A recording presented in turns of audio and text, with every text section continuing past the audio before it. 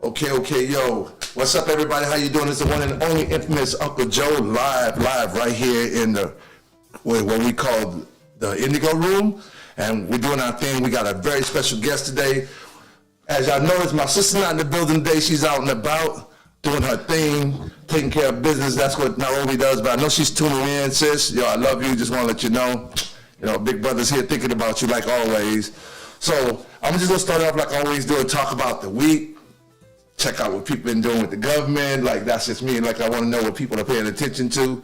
That's what life is about. You know, we got to make sure we stay circulated with our community. And the only way to do that is talk to other people. Because a lot of times what happens in my neighborhood don't happen in your neighborhood. You know what I mean? Mm-hmm. So I'm going to break up what I found out lately. It was really pretty amazing. It was crazy. Did y'all look at the news yesterday? You might want to adjust your lighting, your ISO on there. Bring your lighting up. Did y'all pay attention to the news yesterday? Anybody wake up and look at the news yesterday?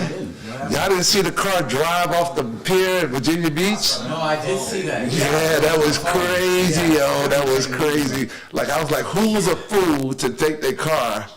Like, that's the thing you're always worried about, too. Who do you think did it? I don't know. The fool? You think it was one of us or you think it was one of them? Yeah. Oh, my goodness. I used to record somebody driving and just okay. You think it was one of us or one of them? I hope it wasn't. I bet you it's one of them. I don't think we like to surf. Not in the car. Like that much publicity. Yeah, not in the car. I saw recently too where someone was in the tunnel and like got into a big accident there. Yeah. So to see more of that, like. I mean, that's the tunnel thing is it's not it's an odd thing. It happens a lot, but it's not an odd thing. It always happens, but. Just alone for someone to take their lives or even think about taking their lives, driving off a pier, yeah, it was pretty. It's pretty bad. Yeah. You can't even stop it. Like, typically a lot more people will try to commit it than they will actually succeed. That's like, there's no backing out of that once you're halfway through. Yeah. Well, anytime, I mean, we've been talking about this lately. I have a huge respect for people, but I lost my niece years ago to suicide, and it's a really harsh thing to deal with because you want to criticize people, but we don't know what other people are saying. And I think the whole suicide month thing is about to come up, so we really need to be more aware to our surroundings and reach out and talk to people, man, because when you lose a family member, that's a selfish thing to do. That's really something you're only thinking about yourself. You're not caring about nobody else in this world or how you harming anybody else. And my family was so close-knit to this girl to where it brought so much pain. You know what I mean? My mother, she could not live a day without mentioning her, that was like her daughter. So let's be big and more, this world needs to be more coherent and pay attention. Like, listen to your friends because everybody needs somebody, you know what I mean? On the big ups. So that's what my day started yesterday. Then at the end of the night, in Newport News, there was a shooting and another man got murdered. I saw that. Black on black crime. I saw that. Yeah, black on black crime. Like, Black Lives Matter had it all over Instagram. You know what I mean? And it's like, we gotta stop. The violence has gotta stop in our community. You know, and as black men, it's our duty to do something about it. Like I talk to people about it all the time. Well, it's not my problem. It is your problem.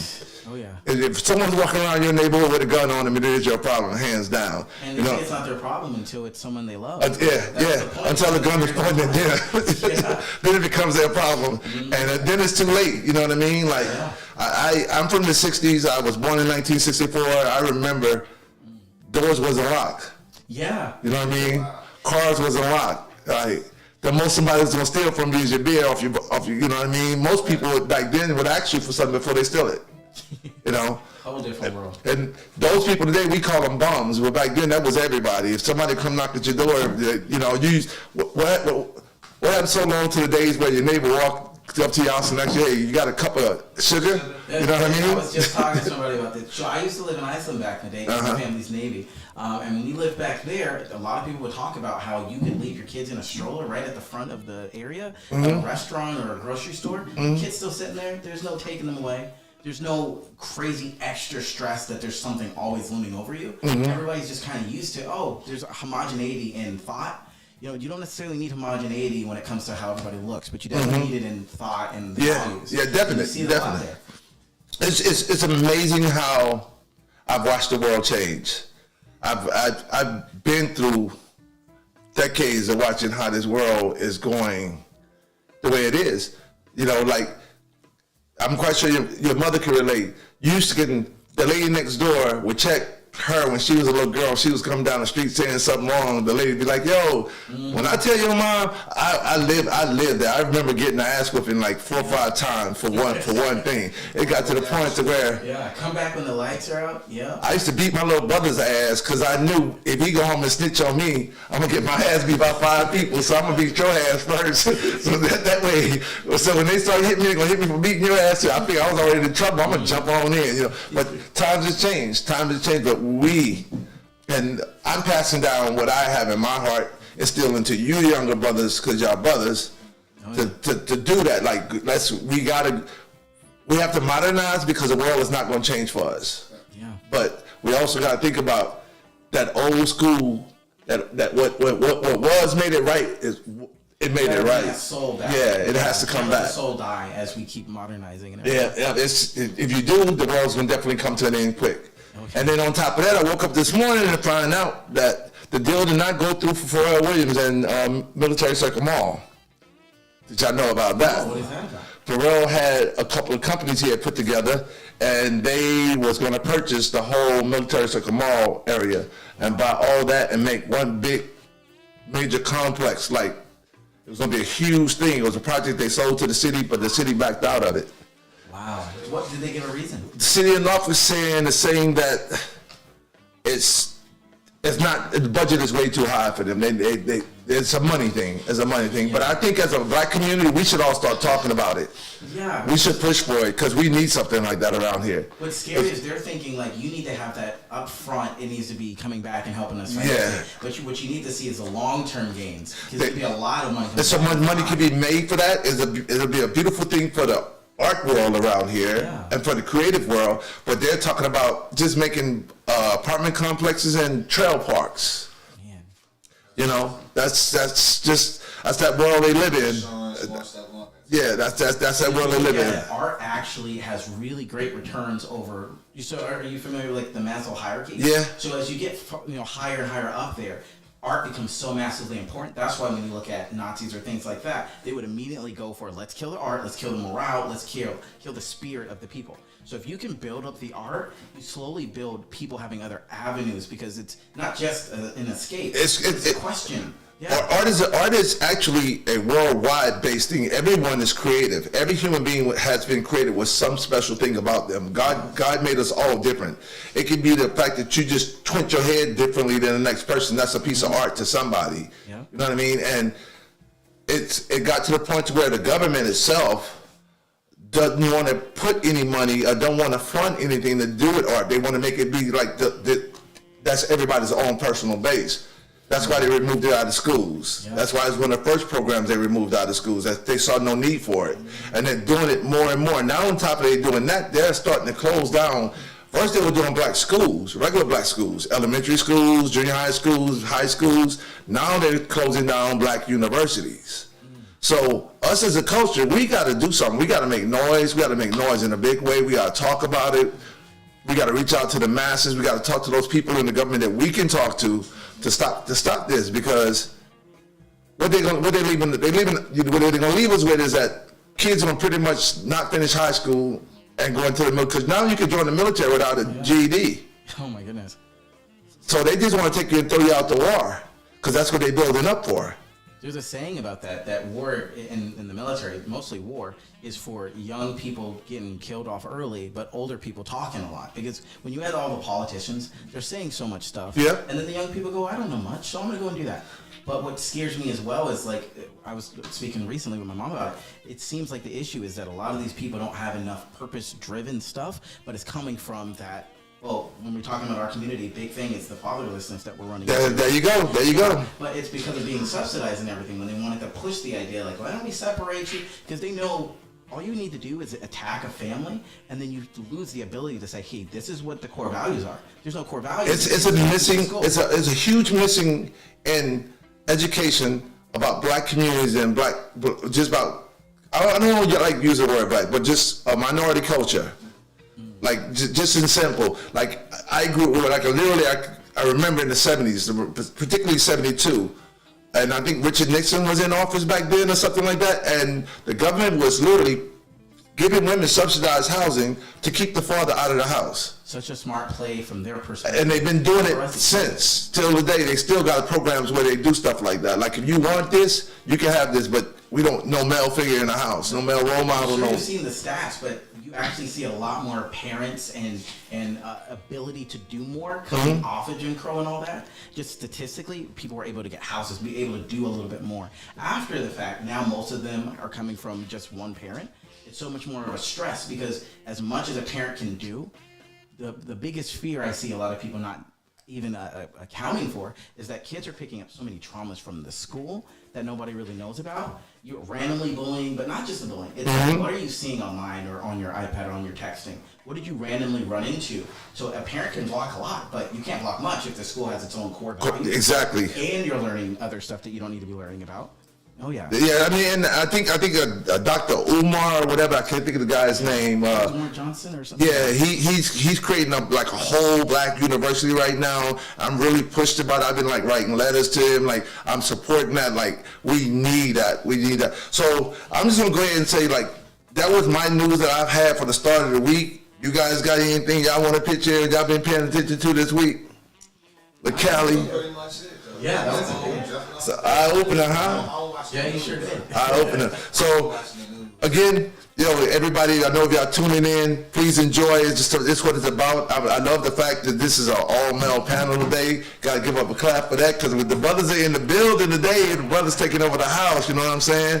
And I got my co-host in the building, the one and only LaCali in the building, yo. Yo, LaCali, give everybody a little bit about who you are and what you do, man. I go by Cali. I want to say like a brand that I also push. It's called Saucinated. Being different in your own way, your own drip, however you call it. It's not too much on what you wear. What you do is how you do it. So regardless of all of that, it's based on being that in the character. But I'm an engineer. Video creator, content creator, artist. Yeah, you could Google me. That's what I usually say after I perform. But other than that, I'm always here to help. I try to be more lenient than other people who say they're here to help. Fathers, money problems, stuff like that. Shoot, I might even pick you up and put that part of your session. I'm gonna make sure you get in the studio. Yeah, that's what it's about. That's what it's about. And I'm gonna mess up the name, so I'm gonna call it. Odysseus. So people call me Odie. So All right. I'm about to say OD. Look, I'm gonna just let it go for what it is. I'm gonna let you introduce yourself. Very bright young man. I actually, just to give y'all a little bit of history about how I met this young man, I was invited to one of my friends' events down the street at I think the young lady name was Little Red China. So she does this event down at Zeno's down the street from me out here in Chesapeake. And I happened to go in and I see his brother walk in with a violin. And I was like, I gotta see what this is. Like, this has gotta be something different. Because you don't hardly ever see any type of platform where a guy got a violin come stroking. And I actually missed the violin set. We happened to be in the karaoke side when he pulled the violin out. I walked through the door and this brother was singing. He was doing a piece. And I was like, yo, Nairobi, go get his information. I gotta get him on the open mic. So, ladies and gentlemen, I'm gonna introduce you to the one and only OD. I'm gonna let him tell you about who he is and what he does. But he's a special guest today. Yo, welcome OD. Welcome to What's Your Passion? So my name is Odysseus Dragon. I'm a classical violinist trained, and now I do a lot more modern music. My style is called cinematic soul. So I take traditional compositions when it comes to making classical violin orchestra for movies and scripts and stuff like that, just scoring, and then I make that modernized. Now initially I wanted to get an ethnomusicology degree, but that is a doctorate program and that takes forever. And I was going to, I think, what was it, TNCC at the time, and they didn't have anything like that, so I had to talk to everybody and I was like, what are we going to do instead? They're like, you can just learn it yourself. So okay. So instead I kind of study different cultures' music, and I find a way to authentically put it together. So one of the tracks I have is Krazo. That one is in English and Korean. I rap in Korean, and I sing in Korean for that one. I have another one I'm working on. That one should be released soon. That one's going to be in Japanese and English. I do some in Swedish, Chinese, just different languages. I love polyglot studies, where you study as many different languages as you can, and I kind of put it together. The big message I kind of push is just unity is such a hard thing to do. But if you can find a way to just find the best things out of everybody, you can really bring it all together. Everybody is kind of a box of knowledge. And so you got to find a way to like listen to people with that blank face, because often everybody gets the smirk in or the thoughts and all these other things. But if you listen, you're just like, okay, and then everything comes in clearly. So I push that through all of my music endeavors. Separately, I'm working on a book series. There's 22 books in the series. Just to make it very simple, the idea of it is I'm going to take a lot of traditional tropes when it comes to the hero trying to beat this great foe. Turns out, is he actually a hero? Probably not. He just thinks he is, and that's enough for him to become the thing. And so that whole thing will allow me to touch on a lot of society issues that we have, where you see, just to make it really simple there, we basically do the pandemic idea within the book series where everybody gets locked into their own little world for a couple hundred years. When they come out of it, they have a whole different way of living. Thousands of different cultures. We have one called Valios, which is essentially Valley Girl Central. Everyone there has Valley Girl accents. They all talk like that. They believe like that. And essentially now the main characters have to go there and communicate with these people. And they're just like, you guys are dumb. But they're actually really smart. They go to a different place where everyone has a whole different culture, and I can play with all the different cultural identities and just go, how do you kind of learn that the truth is not everybody has the right answer. Some are actually really wrong. So how do you even communicate with them? And also, just because they may actually be wrong, you can still learn something from them. And there's a polite way to talk to them, respect their beliefs, and still say, respectfully, I kind of think maybe this is a better way to look at it. Just look at it this way. And so I play with that whole idea. We also, lastly, this whole book is a massive endeavor. I've been working on it since I was 8. But the biggest part of it is we're touching on the idea of sin. What is that? Sin, if you break it down, it's essentially selfishness and anything that pulls you away from God, which basically breaks you away from unity. So it's the opposite of order. And so, but it's not chaos, which is interesting. Chaos is a neutral factor. And sin brings chaos, but sin isn't the chaos itself. Sin is definitely going to fuel chaos. So we talk about that idea, and it's an actual addictive substance that people will eat and take in. And so the main character's got to find a way to break away from the sin and all that. So yeah, I'm working on a book series. Separately, I'm working on a different book. It's called 17 Rules to Rise Through the Ranks. In my endeavors in just the corporate world and management and leadership, I have found that people socially just don't know how to interact. So what I wanted to do was make a book where we can really talk about like the top leaders I can meet, bring them together and go, what is the best thing you did that led you to your success? So that's another project I'll have coming out, and I have a bunch That sounds pretty interesting. That sounds pretty interesting. In going to that, I mean, we all do know like society has took socialism and it's made it just totally like a drug addictive situation now. Yeah. Like it's so easy to go get anxiety medicine. Like you can just literally walk to a doctor and say, look, I'm just having anxiety issues, and they throwing pills at you, you know. To whereas common day world back in the old days, there was no such thing as anxiety. It was like, that's how that person is. Go sit your ass down, and you know what I mean. And everybody got along then. Everybody was fine. But now they throwing these pills at everybody, and we got a whole world of like. Literally, I go to jobs sometimes. The guys, I can't do it right now. I'm having anxiety problems, and he walks off, and the job is not done. You know, so it's an excuse now. Just like, tell a doc. You don't even have to go to the doctor anymore. Just call him on the phone and tell him what's wrong with you, and he'll write your prescription. Go down and pick up the drugs. Like, you know, you can order marijuana right now. Just go right to the pharmacy and pick it up. Like it's. All of that comes to do with that four-letter word, can't. Yeah. Well, I mean, and when I was growing up, you couldn't say can't. Yeah. Well, I was like, you ain't ever saying can't. Well, I had my son, and he'd come downstairs. He'd recite to you right now. I used to tell him my number one said, Mr. Kant died a long time ago. You know, and I ran that down. That was a major thing, and I ran down to him, and it meant a lot. Yeah.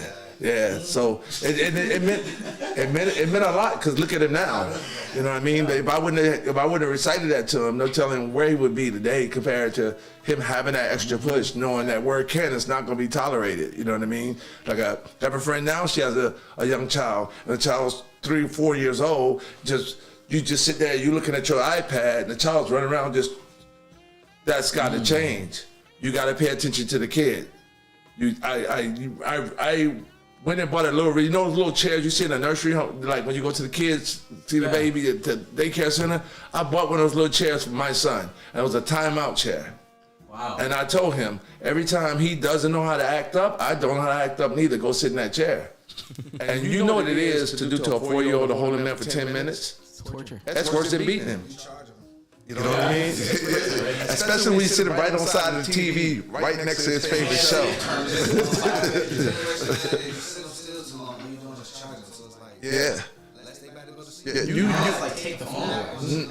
It's crazy you even give a child a phone. Yeah, that's Like, why is that a coke man? The niggas. I was about to say that too. Why is it? But then you gotta look at how many of our kind that is getting the technologically savvy. Yeah. I'm not even. You also can get a lot of bad wisdom as well. That's That's not going back to the parent, parental guidance on it. I'm not gonna stop a child from getting on the internet at school. I'm not gonna stop a child from having. I'm not saying stopping them. I'm not saying stopping them. What I'm saying is, Slavery. Yeah. what I'm saying is the brain has to accept certain things at certain ages and certain stages to be able to function the right way. Yeah. You don't give a 6-month-old, a year-old child a cell phone to play around with. And other generation, this generation, if you don't, It's a coping mechanism for the adults. That's all it's for. It's only for the reason the mothers are doing it because they don't want to deal with the child. So yeah, It's like, please, focus on something. you know what I mean? Like what if you ask the phone and they're not learning up there? they're not learning on there. That's the parent. Not the year-old. They're not learning on there. You know what I mean? I've had my girl on my phone. I ain't got nothing but. I waited. Well, it's stages. Like I said, it's stages. It's stages. It's actually stages. I gotta ask the question: is that causing an early addiction to the phone? Because social media and the phone is one of the most. But here's the deal. Here's what I'm saying. Right? Here's the deal. Like when you have a child and you feed the child, you have to feed your child through stages. You can't give a 6-month-old a piece of okra. Can I ask, what do you say at the time to do it? Okay, so for instance, I'm gonna break it down to your examples because I've been that single parent before. When my son took his own diaper off and threw his diaper at me, time to potty train him. Right? So when my son, when I first got my son, he was 13 months old. And when I first got I was working overnight with this company. I get up in the morning, I had to figure out how to get prepared for my child. I gotta get in the shower. So what I'm gonna do with this kid, this little kid, I'm single, live by myself, live running around the house while I'm in the shower, just tearing up shit like I'm in the shower. So I came up with a solution. Let me teach him how to read. So what I would do is sit him in my lap before I get in the shower, and I'd go over like we read some cartoon, those little Kill Bill, no, Bill stuff. No, you remember Bill Cosby had Bill, little black character, read stuff like that, and then I started reading news to him. The newspaper, like I go through the news. He was right around 2.5, going on 3, right?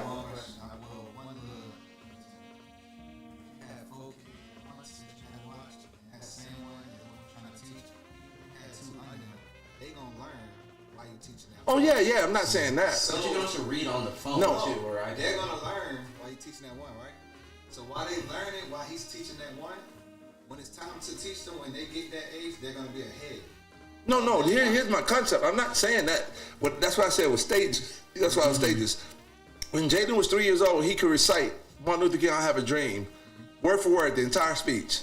At 3 years old. That's because with Jaden, I started doing was breaking it down. I took it in stages and started giving it to him, and I started teaching him how to read syllables. When Jaden was in the 1st grade, they told me he should have been in like the 3rd grade. It's as a parent. So when you do the phones with stages, stages. What do those stages kind of look like? If we say like, what does that play out to look like? So you're gonna use it to educate your kid. Be on your kid's level. Kids like to learn things at certain times. Don't let them advance. Don't give them an opportunity to advance. You don't have to give your kid. Do what he's saying, but do it slowly. In stages. But it's us in home, but then you still got the real world. They're gonna be left behind. No. Because the stage is already in front of the real world. But what I think he's asking is, when do you give a kid a phone? When do you? A kid shouldn't get a phone until a kid's responsible enough to know what a phone really, the importance of a phone. So I have how to dial 911 and Oh yeah, that stuff. When I'm saying, I'm not saying stay away from the internet or computers. But you're saying like make sure you're careful because of brain development. The challenge is that often we make the argument that you have to know what it is before you can get it. But there's almost nothing that we're like that. Like get into a relationship, but you don't truly know what that's like till you get one. Phone, there's so much you can do, but you never really grasp it. Yeah, bro, I done seen kids lose it with a phone. Like right now, I tell you right now, guaranteed that we all tomorrow ban phones from kids under the age of 16. Just ban them for a week. The suicide rate would go quadruple. Probably. Well, because here's the thing too that I definitely wanted to add into that conversation. I know I could put iPhones in a room of 100 people that's 36 and older. They gonna be on their phones. Everyone's gonna be. No, everybody's. I'm just using. But I'm not saying it won't happen to everybody. I'm saying I'm using a group where it's really, really highly used. That's one of the main numbers. Like the kid can't get a phone. Watch this though. The kid can't get another phone if that phone break, right? Yeah. Until the parent buys it, right? If the parent break their phone, they get one the same day.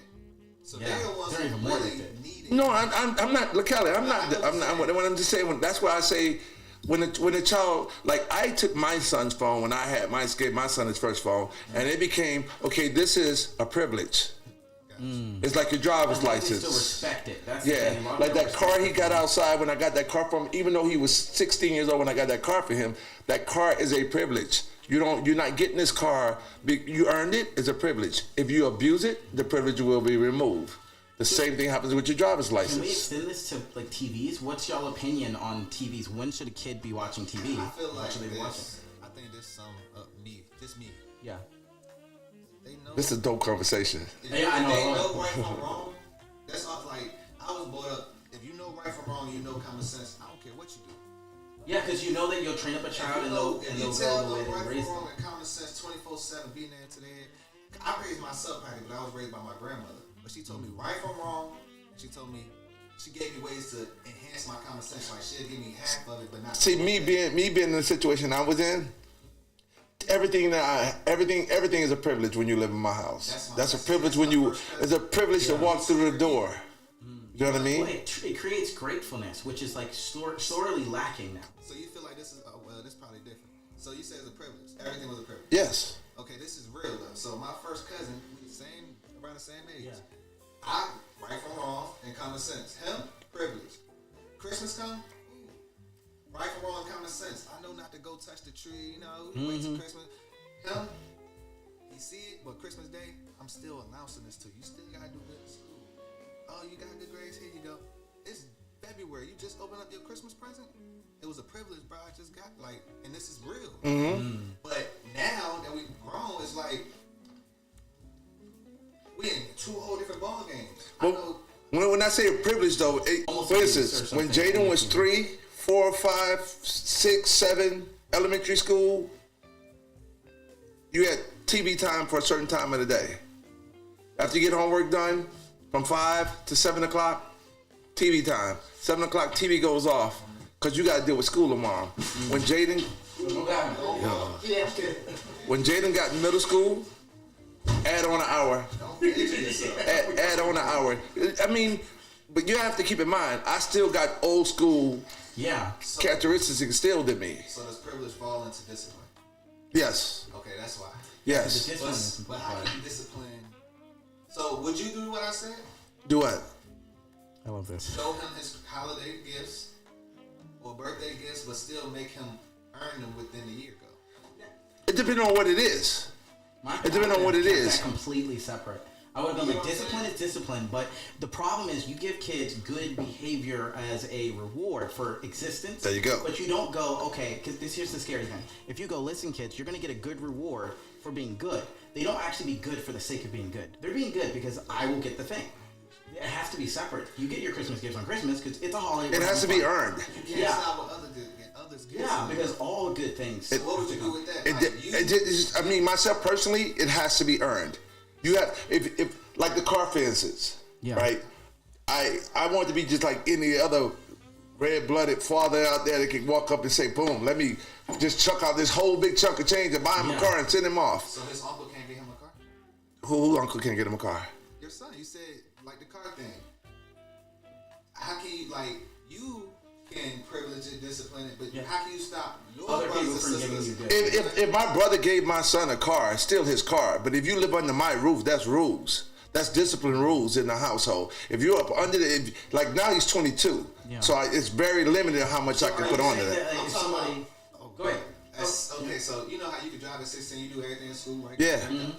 He did all of that, got good grades straight up. You still didn't get him a car. No, you're not getting what I'm saying though. Let's say he goes out there and do something wrong, and he has the car that you gave him. You gave him a car. For his doing right. Yeah, but you're not listening to what I'm saying. You gave him a car. You can't give my 16-year-old a car without coming through me, first of all. Of course, yeah. There's a respect Right? factor. Like that's how. okay. First of all, that car has to be in either my name or your name, and I don't think I want my 16-year-old to have a car that's in your name. Okay, let's say. That could be problems Let's say- down the line. Let's say 18. Let's say. That's a different story. He's immense. The point I'm getting at is this. There's no control after 18. It's like, how much are you okay Take limiting There is good from control. They're others? under your roof. It's still your A child, but a child is emancipated at 18 years old. Like he can literally walk out of the house and not do what he want to do. can't nobody- So if my son told me I want to walk out of the house because my uncle gave me a car and I don't want to listen to what you got to say, then go live in your uncle's car. Yeah. Can you get good things from others? Can your brothers and sisters, his grandparents, give him anything while he's under your roof? Yes. So what would Yes. that limit be? Like, know what I'm saying? Yeah, I know. What the exactly limit you're would be, asking. there wouldn't be no limit to a gift. A gift is whatever you want to give him. So they can give him a phone. They can give him a phone, but yet and still still you have have to rules that realize you apply. that's the rules. He still have rules. Like here's the deal: you're saying that to me as if parents don't have control of what their kids have when they have a phone. But your kids go to school and there's a big sign that says No phone. no phones. So while the They're actually school, taking them while out the of school school can give you rules as parents, we can listen to the school, but we can't implement that rule to our children. Because now the school telling you, write this slip, you need your phone. Yep. That's what I'm saying. Like, Hear what I'm saying, LaCali. At the end of the day, the fact that falls in when we let our children dictate their everyday life without being parents. If But yeah, because I think if you do what you're saying, it already applies that they'll do the right thing. So you'll be like, I'll give you what you get if you're being good. But if you're teaching them right or wrong, they're doing right anyway. Because look So at there's this. no need to take anything from them. the only reason I say right and wrong is stands so much over discipline because of this. Okay, yeah. I know exactly where you're going. I know Because of this. exactly. If you take that 16-year-old boy and throw him in the suburbs, and you take that 18-year-old boy that's in the hood near violence, I want him with a phone. I don't care what. I need you to call 911. no, I understand that. I'm not saying in those I wouldn't cases. even look at that as a I'm not. privilege, though. I'm not saying those cases, and I understand where you're going with it. Because Like it's more danger outside than inside. there's a thing that we all grew up with, and it doesn't come from your mama can't teach you to you, your daddy common can't teach sense? you. Para.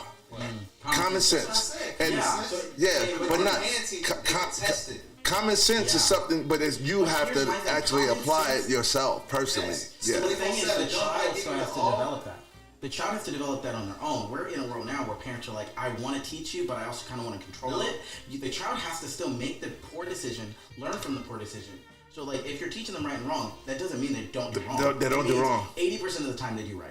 Maybe. Yeah, maybe. They might be doing wrong and you Yeah. think it's right and don't even know it. Yeah, but here's the thing too, is that the kid is learning from the other parents and other teachers. So I can see why you want to kind of limit how much extra influence. You have to be the teacher But I yourself. guess what you're saying too is like some of these things are rights in today's day and age. Like for instance, I didn't get a phone until what 17, I think. No, I ain't saying that. Yeah. So, but my thing Wow. is like, well, I needed the phone because I'm going to be in a dangerous situation. Yeah. The phone isn't necessarily a privilege at that point. Hold on. Go Go ahead. ahead. Saying that. Saying what? How often do you need to call 911 in the world we live in today? Often. Right. That's exactly So what I'm soon saying. as you're you know saying. how to press buttons and know how to click that green button, here you go. That's why I'm saying Is you're that right. serious? Because you need to be able to. It's not just a pedophiles, privilege. You got black you ain't have all that back then. So soon No, as you did have that back then. You just didn't know. The world's never changed. The world has never changed. You also had that front door open and unlocked. The- Yeah, Probably the we safety not doing factor. that. What I'm telling you, the world's the physical way people are doing life never changed. Technology changed the world the way it is. So you Like, need to- okay, so since you just said that, since you open up the what they call that, The Pandora's box. the Pandora's box for that, like nudity and all the other things that you need to learn in the world, you don't even have to go outside your door. That's like you wondering why it is the way it is. because people don't have to go outside their door to find out a lot of things that used to be you had to adventure out to find out. Can I ask you a question on that? So you'll see a lot in, let's say, religious households where they're going to go, listen, we're going to do a zero tolerance. You're not going to see, act, bleed, do any of that. Then they get into the world, they meet these other people, and they still do it. What would you say is a good way of combating that? Do you all remember, and I just brought this up to a young lady the other night, and she told me she never heard of it, the DC bomber. Yep. Not the DC bomber, the DC sniper. Yeah. So you remember, right? So that young man was living with his mother. She met this guy, and this guy came in her life and influenced her son that he was like the super being to him. She didn't teach her right from wrong. Yeah. Wait a minute. I wouldn't even say that. I would say that the woman was a single mom. So there's not enough people to do it. Like, you literally physically don't have the time sometimes to even try to establish. But you can't blame, like, that's different. My mom was too. Yeah. But I'm just saying, you can't blame, that's not every case is going to be perfect. Well, and also, we're talking about a crazy factor where a bomber or a sniper, like, that's a complicated thing to teach, because people fall into times in their life where they're the most susceptible, and it's when they're most going through some stuff when they're vulnerable. But I'm talking about the fact that you let a man in your life like that and not even know that man, that your man is in your house and y'all eating off the same plate, and he's nurturing your son, he's taking your son fishing, he's taking your son doing all the things that you thinking you want your son to do. Not teaching him right or wrong. She had a tendency, like, there's no way you could teach a son how to do all of this when the mother has mother tendencies. So the mother tendencies are low. Father, it ain't not low. The father covered up the boyfriend covered up the tendencies. But typically, what I'm breaking it down to you is a simple fact that that's the situation. Like, you don't, like, that's how far it's gotten. You don't know. You just don't know. And the only way you do know is if you stay close. And the only way to stay close to your kid, like what you talk about, right or wrong, is to have a kid open enough to come sit down to you. That's where I got my life with my son. My son come talk to me because I have more than just a father-son relationship. I have a brotherhood relationship with my son. My son feels comfortable coming in and saying, hey, Dad, can we sit over here and talk? I got this going on. You gotta, it's more than this. I would rather my son come talk to me than it get out here and he's going through these machines and he's reaching out to doctors and things like that. Like, it's... You got lucky, though, because you disciplined him and he still look at you as, the friend bond. Most parents that discipline and do the privilege thing, they don't get that friend bond. I will argue, though, that it is easier to do that when it is one parent, because there's a lot more hats that are worn, and the kids see that. The stress does that. The stress will make up for it only being one person, making them bond better. You've seen, like, stress bonding. But when you look at two parents, it's a little bit different when they try to create that bond. What ends up happening is the kids typically go, okay, these parents are a little weird. They don't typically connect as deep. The reason why I said low mother tendencies is because on average, the stepdad or the extra person on the outside, the mom is so much more aggressive. They're like, I don't know what's going on. I want to be involved even more. And the mom in that case would typically be like, hey, don't parent my kid. Don't do this to my kid. That's interesting that it wasn't. And I've been in that. I've been on that other side. I've been on that side where I was with someone, and I was camouflaged because this person basically made me think the world was great until I one day just happened to pop up on my son. He was like, "Hey, look, I really don't like that person." And then when he told me the truth, I had to realize like who I'm in this world with. And that's the thing about being a great parent. You have to ask your question, who are you in this world with? I'm in this world with my kid. I can't shake my kid, but I can shake this relationship.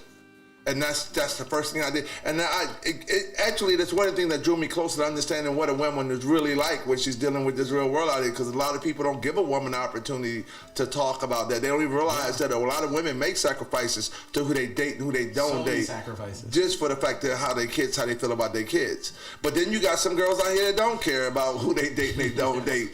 You know, they want to catch the next bag coming through. And that's where you get situations where we talking this. You just never understand what they got going on. Yeah. They don't understand what they got going on. So how could you understand if they don't understand, But go ahead. I would like just to touch up on you. Go ahead. So for your music, right?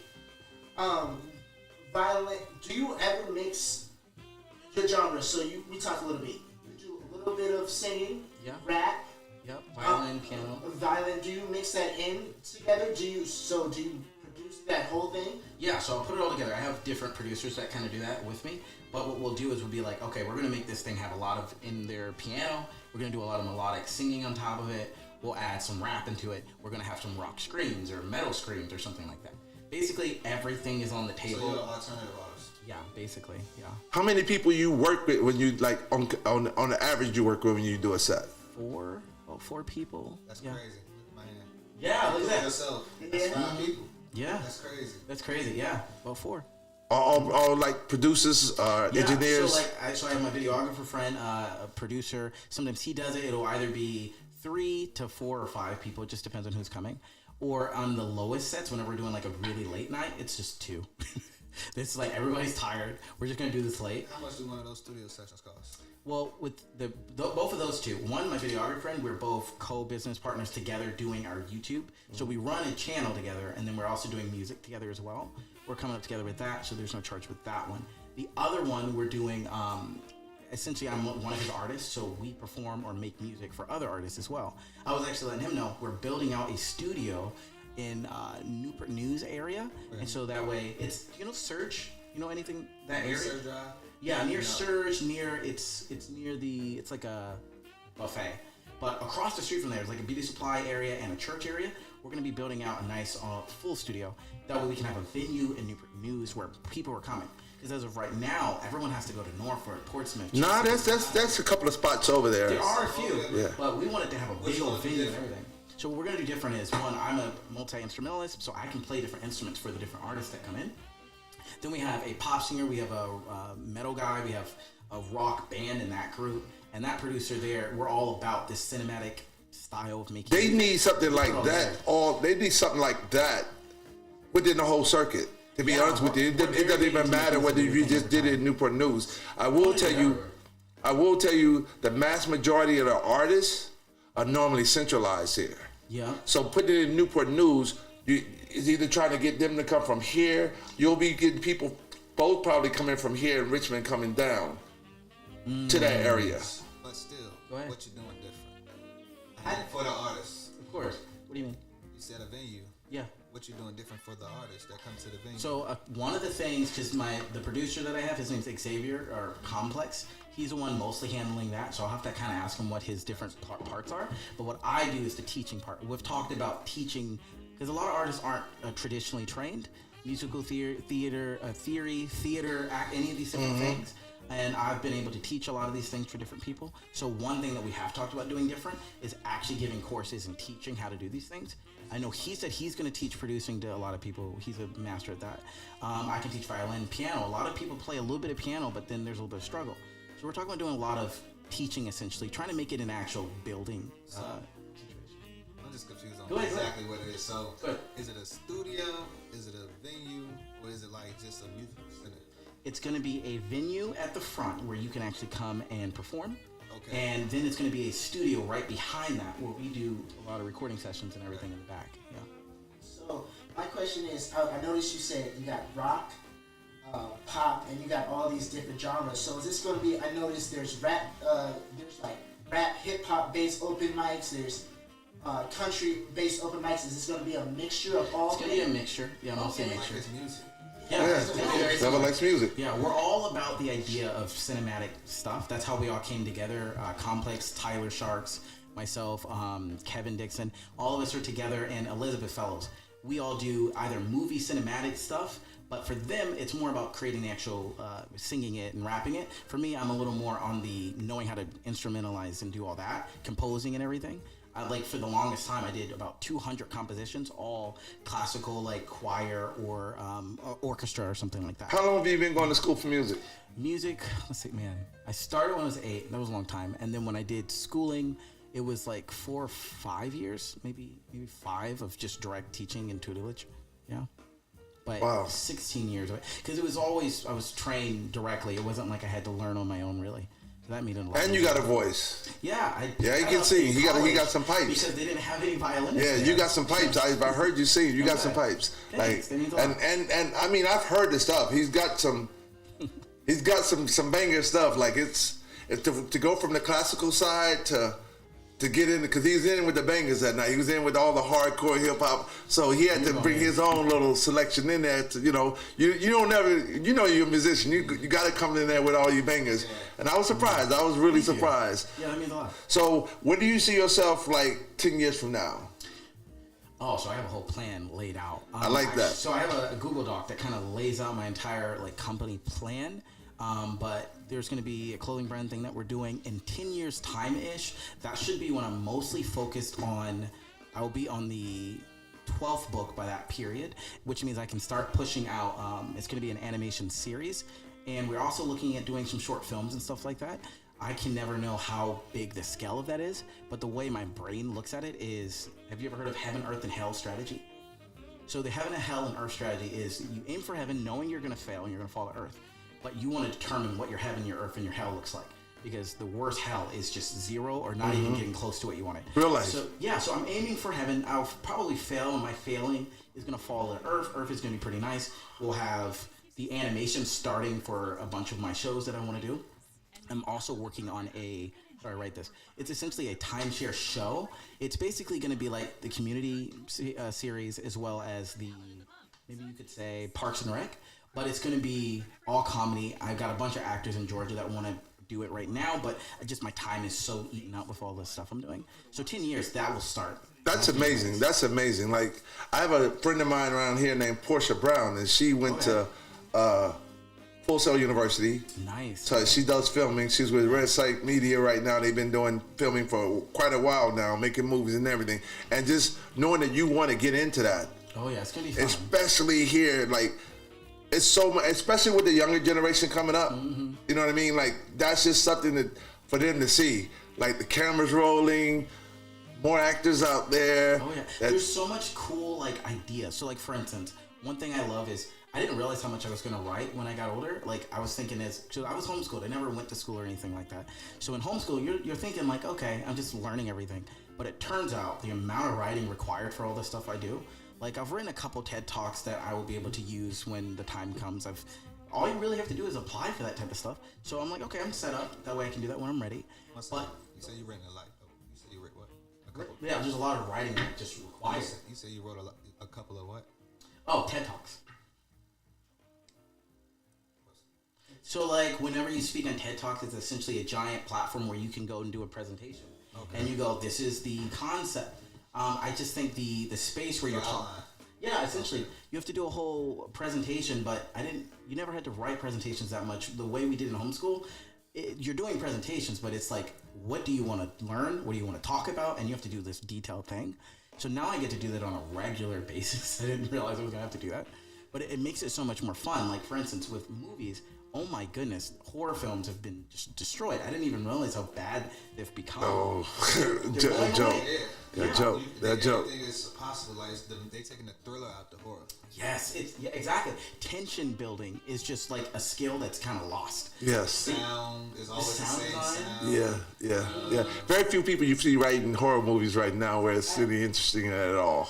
Jordan Peele is killing the horror. Yeah, oh my goodness. I like that because I feel like there needs to be more black fantasy horror movies. Oh yeah, there's not much of that. I'm not too big on that. Writers. Get Out. Directors. Okay. Wasn't he involved with Nova State? Jordan Peele, something to do with Nova State? One of the actors was there. I think one of the actors went. Yeah. One is from Get Out or someone went. Yeah, the main actor from Get Out. Yeah, what I love too about what Jordan Peele does is he typically uses a lot of the same actors, which is really cool to see because then you're building it up. Yeah, Harry does that too. Yeah. Or have you seen the Haunting of Hill series? Go ahead. To get off the little horror time. Go ahead. Back on it, but I just wanted to, I think he's a director. I want to say, but Adam Sandler, he always uses like the same three. He does everything. Did they grow up together? They were like well, they used to have even from the baby boomer days, there used to be actors that came in a clique. Like you seen one, you seen three of them in the movie for the longest time. Yeah, he does. Yeah, he does. But it's nice. It builds job security, but it also allows you to so when you're writing, the weirdest thing when you're writing like a script for people speaking normally, especially when it's like film or comedy, is that it has to sound real, and comedy doesn't really work when it's like, this is me talking, but it's not me talking. It has to still be you. So what's nice about working with the same group of people is they're going to fill in the script. They're going to be like, oh, that's not how I would have said that. And then you're going to be like, okay. But typically you won't be like that because there's no trust built up when it's a new person that you don't know. No, please say what I said. Please say what I wanted to say. But then it kind of stilts the actor. So I like seeing the freedom that you'll see with like an Adam Sandler or something like that. So you gonna get all the way into it. You gonna get into directing and everything. Yeah. So my wife actually does a lot of. Your wife? Yeah, I'm married. You married? Yep. What? Yo, every time you open his mouth, there's something new come out. Yo. Yeah, I just knew what I was going to be doing in the future, so I was like, there's no need to wait on it. I'm just get it done pretty quick. She's a blessed woman. Yeah, she's a blessed woman. Yeah. Yeah, that's pretty. I didn't know there was a wife involved. Yeah. Was your wife with you the night I met you? Yeah, actually. Oh, she yeah? typically holds like the mic for me and stuff. Oh, I remember the young lady had your violin, but I didn't know she you holds like. the violin, or she'll come up and hold the mic and stuff. Cool. Yeah. Didn't you say she's an artist too as well? Yeah, she's a singer as well. Yeah, she's singing. That's because I think she was singing with him that night. Yeah, that was a fun. Yeah. Because so we essentially made a song together for that part, and she jumps in when she wants to. So y'all got work together. Yeah, we got three songs now together. It's just building up her confidence to start singing more often. So where were you? Where were you actually born? I was born in Portsmouth, right? Funny enough. P-Town. Yeah, P-Town. Oh, yeah, yo, what are Portsmouth. P-Towns on, yo? That's what I'm talking about. Hey, look, the way I look at it, like I was born in a place called Lake Charles, Louisiana. Don't ever not represent where you're from. Yeah, I got literally some of the best barbecue. It's not Huh? They have some of the best barbecue. Nah, we got some of the best gumbo in the world, yo. Oh, that too, that too. Yeah, like that boudin, that's a whole different world. But When did you leave Louisiana? I was probably about 10. Wow. I say, 'cause you ain't Yeah. the opposite of much. Huh? Hey, all my family was in Louisiana. Oh, that son. That son. Yeah, but they That just son. voting ground. Yeah, no, that sun, bro. You sit down that bayou. That sun come out during the summertime. That 100 degrees in that bayou, bro. Yeah, you get black, but it's actually amazing to know that you're from Portsmouth because there's a lot Going of away. What did you this. go to school at? I was homeschooled. So yeah, I went to the same school. My teacher was awesome. Yeah, just. The one teacher, she was like really awesome. I got to meet her. She's really awesome. But that's amazing. That's really amazing that you've had that opportunity. I loved all my co-classmates. Oh my goodness, same. And we actually got along sometimes. Yeah. Hey, sometimes recess got away with it, right? Yeah, man, it was really like school all day. All That stuff, right? Yeah, lunch was amazing. Dinner was incredible too. So just everything. It was great. They also should do Yo, y'all should all homeschool y'all kids tomorrow. change it all. So how was it when you actually got out of that environment and like went into the regular into the world, I guess. educational? You was missing anything? No. So this is one of the most, I think, interesting parts of homeschooling is the traditional homeschooler, or at least let's say the concept of what people think a homeschooler is you're not going to really get to see that many people. You're going to kind of be inside, kind of be quiet. My experience was quite different because if you include any extra activity, which most homeschoolers do it also because they're going to go, listen, my kid is doing cheer, crazy, they're traveling a lot. Or, hey, my kid is doing dance, or they're doing music, or they're doing something. Or they're like a really good chess player. They are really socially calibrated because they have to do a lot. Like, you have to go to the restaurant by yourself and order stuff. You're doing co-ops. Are you familiar with co-ops? Yeah, so if you do a co-op and you're at a church, each of the different parents are a master at their craft and they're actively in the field. So then they directly teach the kid that thing. So you're interacting with so many people all the time. It definitely is a difference if the parent is into it for the nature of the child. I always say homeschooling is good because it gives the child that extracurricular stuff to do out of just, and then class is not controlled. Class is actually is learning. School is learning. Because you can use a format. So I think she's tried multiple different formats as she was teaching. Like we did a Becca for math. We did what was it, Chronos? I think it was for reading and stuff. But she would create her. She has a double master's in special education and elementary education. So she was super well educated, and she kind of just tailor made it. Go ahead. So what was a co-op? Everybody say yeah. Yeah, of course. All right. So what you do is you go, a bunch of homeschoolers come together and they will go to a high school, to a church, typically a church, and everybody will kind of learn, and it'll be like maybe 2-3 times out of the week. Like a master study. Yeah, it's a whole classroom experience, but only a couple times in the week. You said you're military, right? Yeah, Navy family. Yeah, I'm the same thing. Oh yeah, Navy brat. Yeah. So you said you went to Iceland? Yeah, I lived in Iceland for a Out few of all the years. places you went, what was the best? Iceland was my favorite because here's the thing: the snow was like this weather here. It was like crazy big and small, and crazy big, small. It was just as bipolar, but crazier. Did y'all go to Guam? No, we did not. I had a lot of family members of Guam. How did you like Guam? Beautiful. That's why I was like, where's the best place? Because every time Most people say Japan. I was in Okinawa. Most people say Japan. I worked in Okinawa. Oh, really? Yeah. Okinawa. How'd you like Okinawa? I really just worked there. I stayed in Tokyo the whole time I was there. Okay. Okay.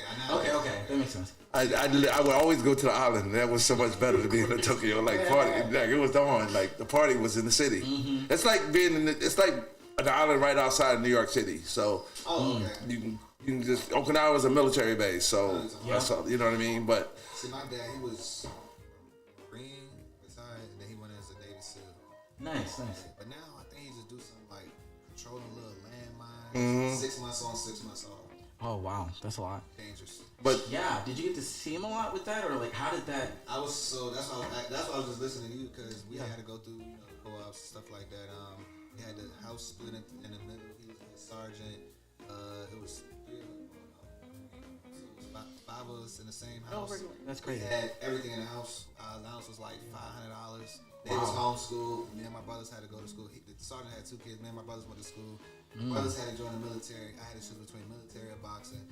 Boxing. I was just saying boxing fun. Okay. It wasn't no different. I'm talking about coming in the house from school. Everybody coming through was like my dad had a timer. You walk through. it's just crazy relative to know how y'all all came about. Yeah. You know what I mean? And how things are so structured. You know, like the idea of letting y'all generation get to the point to where y'all have learned to filter your mind through just the word of art is amazing because at the end of the day, this is all where it started from. You know, you gotta imagine as parents where we sit down, like me and your mom was just talking, and like we sit down, and my son's an artist, and everybody I know in this world is an artist, and I always tell everybody I'm your biggest fan, because I don't know, nobody knows as many musicians as I know, because I always find myself somewhere in the circle of. There's always somebody that's in the art world coming to me saying, Uncle Joe, let's do this together. Let's do this. Let's do this. So it's amazing to see how you came up and how you came, and you turned out to be such a well young man. Thank you. Like you did a really, really good job, Mom. I want to commend you for you did a darn good job because you don't really find that too often. Normally when you get a man this age, they're like, I done doing my own thing now, you know what I mean? But I'm really, you're really very, very amazed at how you turned out and how good you are. You're very influential how you speak about yourself, you know what I mean? And you seem like the future's gonna be big, especially for a lot of other kids. That's the main thing is that I know you're gonna do something. That if you want extraordinary outcomes, you literally have to do something extraordinary. You have to. And you should be that way about yourself anyhow. I tell everybody every day you wake up. Preach. Well, because you don't have to get up. It's so true that people. Yeah. Yeah. What?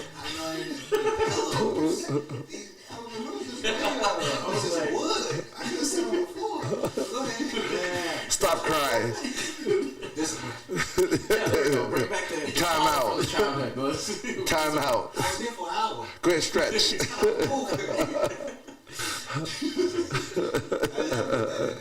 Yeah, that's important. That was that's gonna end world hunger right there. But yeah, we'll be over soon, son.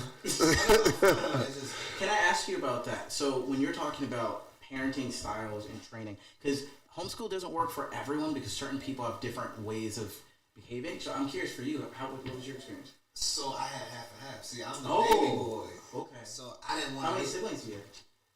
For my dad, I was staying with 2. Gotcha. My mom, 2 and 2. So when I was with my dad, I had just 2 like 5 of y'all too. Yeah. I'm the oldest 5. Yeah. It's the same. It's crazy.